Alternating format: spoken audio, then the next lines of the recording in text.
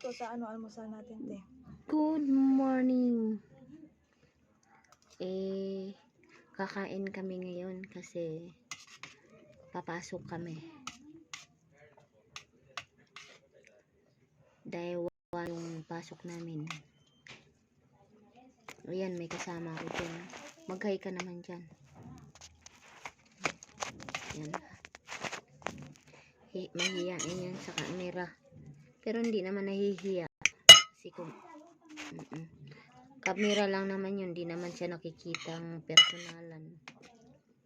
Kain tayo kasi papasok kami. Alauna pa kami papasok. So ngayon kasi kakain na muna kami kasi pagdating namin dun magtatrabaho na kami, hindi na kami kakain.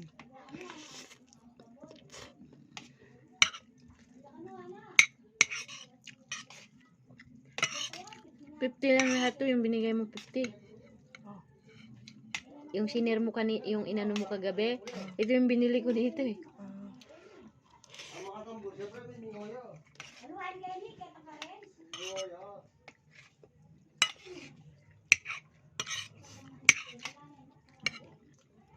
Pati noodles nagmahal na rin eh, no?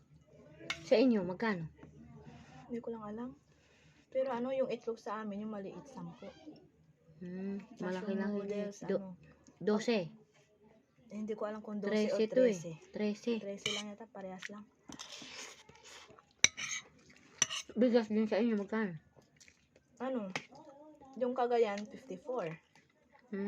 Pero may mabibili pa naman na ano. Ito kasi 48. galing lang to sa ano, sa probinsya. Inisip ko ngayon asawa ko. Dapat kalahating kaban na yung dinala namin kasi mahal yung bigas eh. No? Matigas lang itong sinaing mo, kulang sa tubig eh, no? Sabi mo kasi kalahati lang din yung ano, kaya yun lang din ang inano ko. Akala ko hindi mo kinuha yung itlog dyan na isa. Nung tumakbo pa lang yung presidente, magmura yung bilihin. Hindi pala bandang huli. Mahal na. Mahal.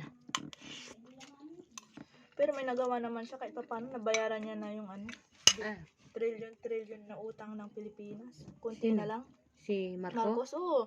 Sa 100%, 25% na lang yung utang ng Pilipinas. Ngayon? Hindi nga. Oo nga. Akala ko wala siyang ginawa, sabi nila. Binoto ko naman yan si Marcos eh. Mayroon man siyang ginawa. Bay sa inyo, sinong binoto mo? Si Marcos? Oo.